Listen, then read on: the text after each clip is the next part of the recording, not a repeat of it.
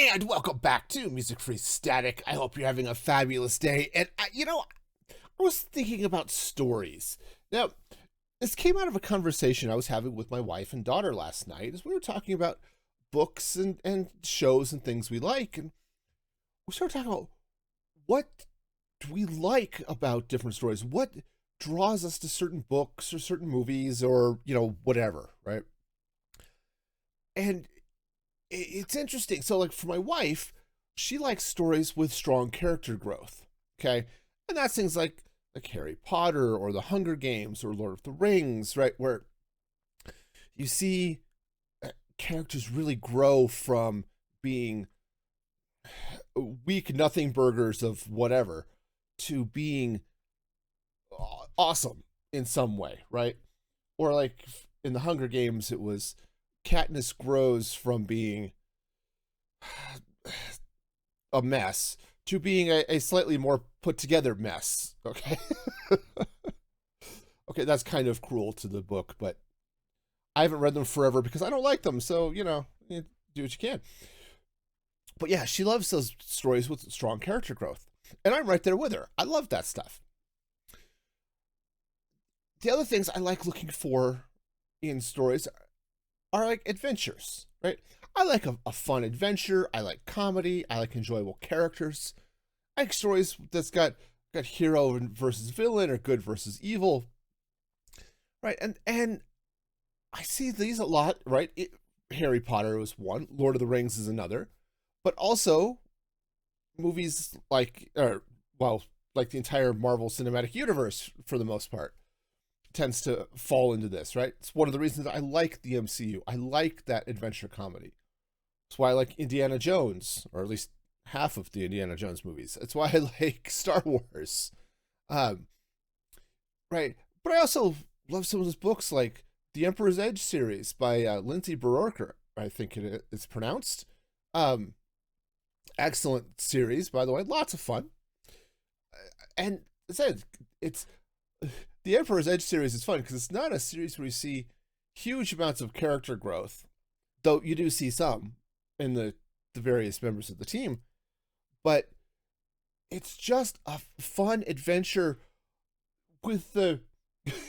It's got one of the staples of comedy, okay, where the hero goes to do something and everything just starts to fall apart. And it's like, how do you get out of this? My dad used to describe this as quicksand, right? Your hero starts to step in quicksand, and doesn't matter what happens, they just keep sinking in the quicksand, and comedy ensues, right? That's that's one of the things I love about that series is it's just fun, and things never seem to go right, but they always manage to escape and come out with a win. But how they come out with a win is fun, right? And I love that type of stuff, right? It's one of the things I liked the early Dresden Files books by Jim Butcher. Now, the Dresden Files, if you've never read the books, I think there was even a show for a while. It's a it's basically a noir mystery. Not typically my genre of stories, okay? I'm not typically into the noir stuff, right? But here's Dresden, your typical hard-boiled private eye, right?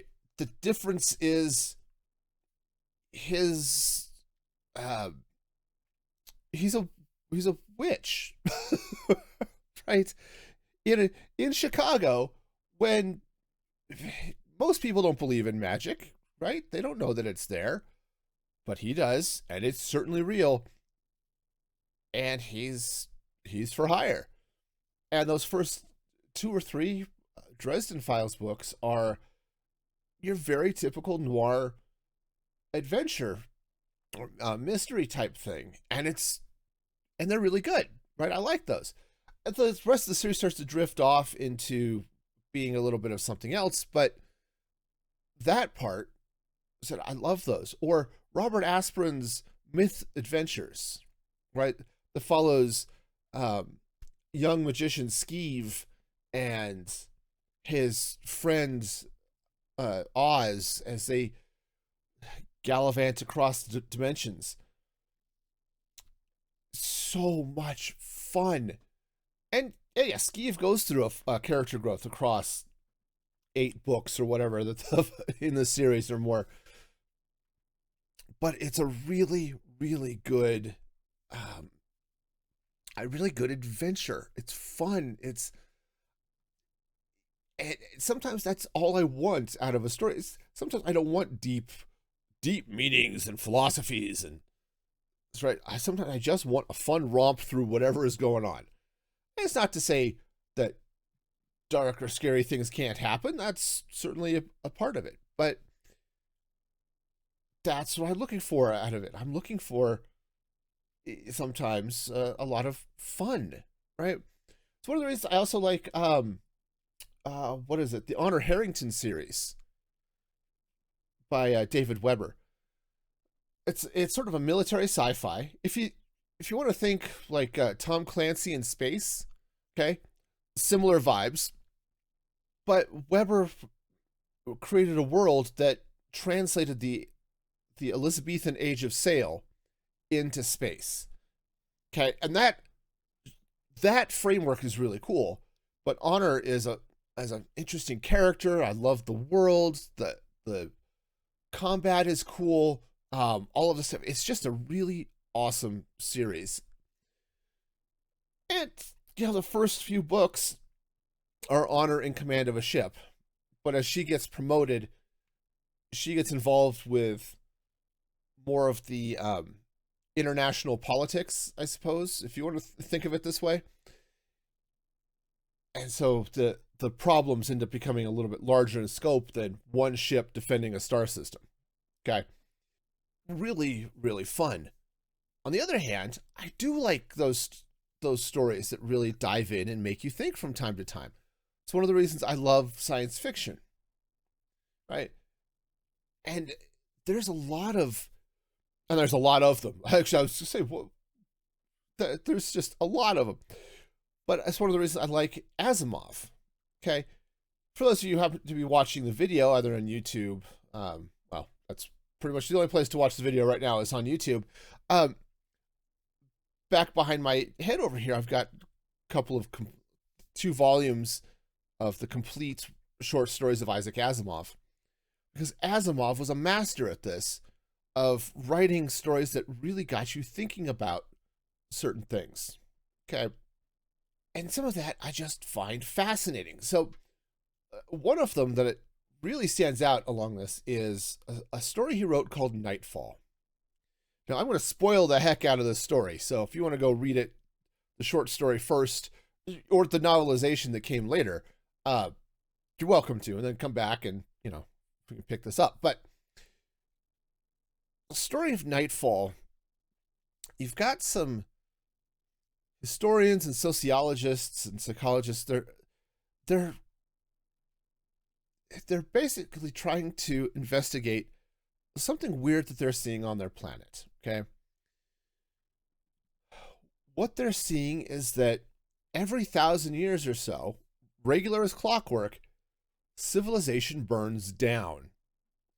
Right, and they can see the ash layers, and they can see, it's like, what the heck is going on? Well, sort of back up and give a wider view of their society. They live on a planet in a trinary star system where the sun's never set. There's always a sun in the sky. It's always day. All right.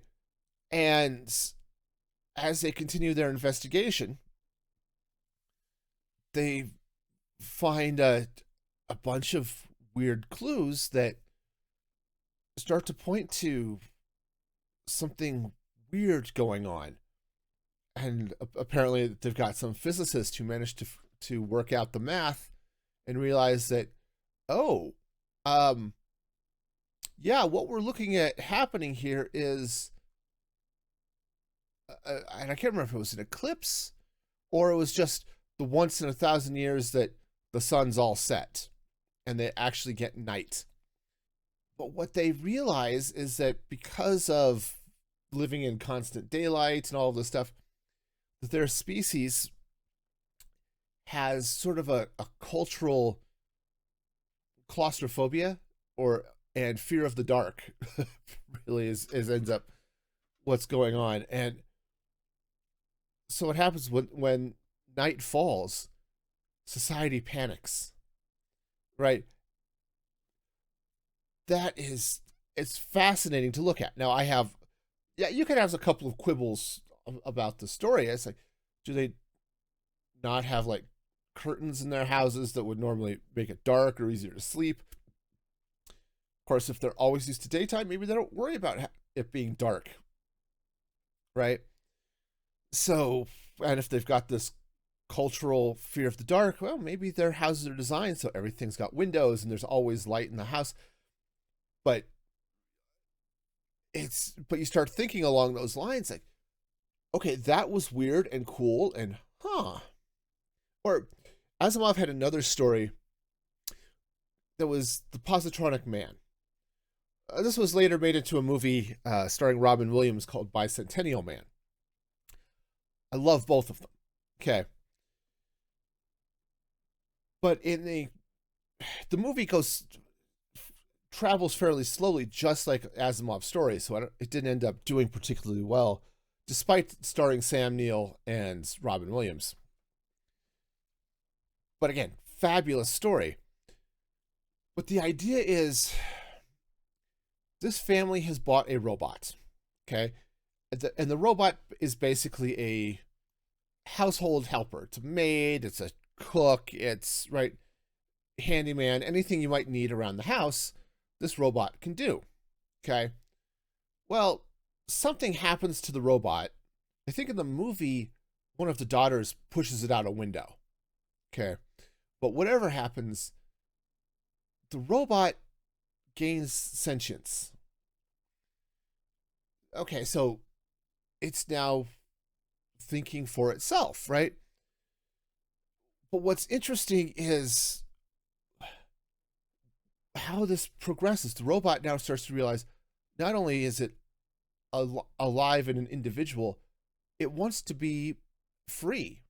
It's basically seeing itself not necessarily in, no, actually, no, it kind of does see itself as a slave, but not so much in the negative sense that slavery is bad, even though they do have that message a bit, but in the sense that I want to go do something else and I'm stuck here.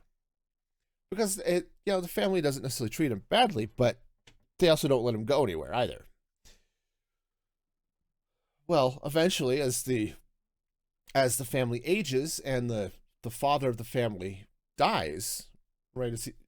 He's old. He does eventually grant the robot freedom. So now what? And so the story follows this robot over 1,000 years or something of life as it tries to find its place in the world. And the whole story is an exploration of what is it to be human, right? What does what makes a person a person? And it is so deep and fascinating to start thinking about that on that sort of philosophical level, right? And that stuff is great. I also can't live with that all the time, right?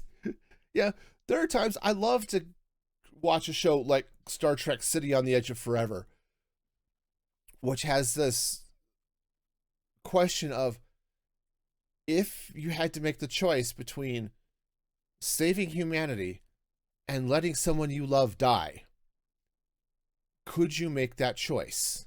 Right? It is, these are philosophically interesting questions. Okay. And sometimes, I'm really into that.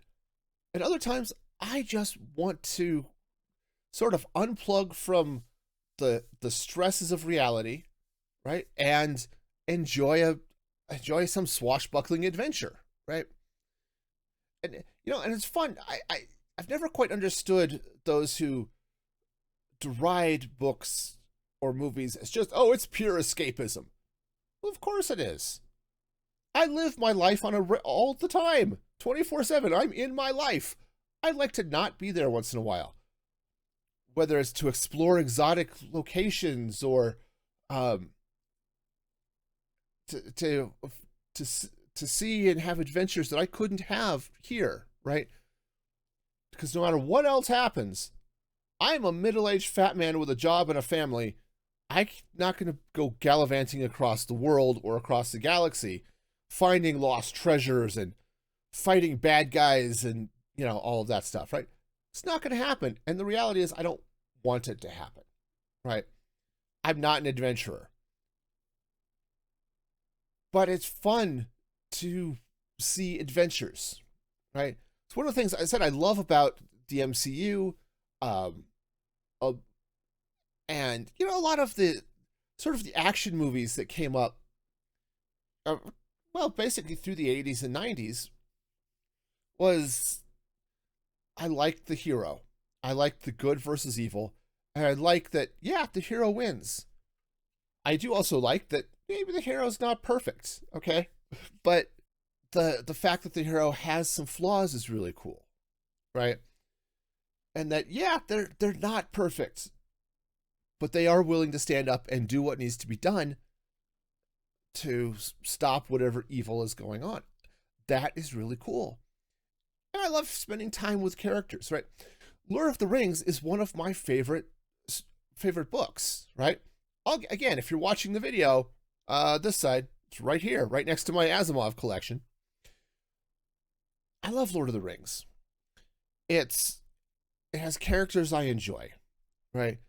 And one of my favorite characters is Sam, because dude's a gardener. If he had his perfect world, he would stay home and tend his garden and marry Rosie Cotton and have a bunch of hobbitlings, and he would be thrilled. But that's not where he goes. He follows his friend into Mordor, into hell on earth, through orcs and spiders, and chased by this horrendous fear, and he is the reason that quest is successful. Not Frodo. Yeah, Frodo was there, he carried the ring, but the ring won. Frodo gave in to the ring at the end, but he wouldn't have gotten even that far if standing on the precipice of the lava for Smeagol to bite off his finger, claim the ring for himself, and then fall in. None of that could have happened if Sam wouldn't have stood up and helped his friend. But I also love characters like Gimli, right? And heck, the whole friendship between Gimli and Legolas is amazing, right? You have two characters who are blatantly racist.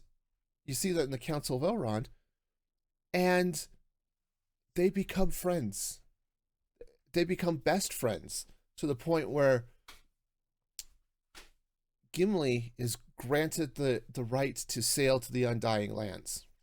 And then on top of it, you've got Éowyn, and being trapped in the role that society has for her, and being able to, heck, she's all but queen at one point in the story, but she wants to ride with the Éords and gain fame and glory and all that, like her brother, and eventually she does.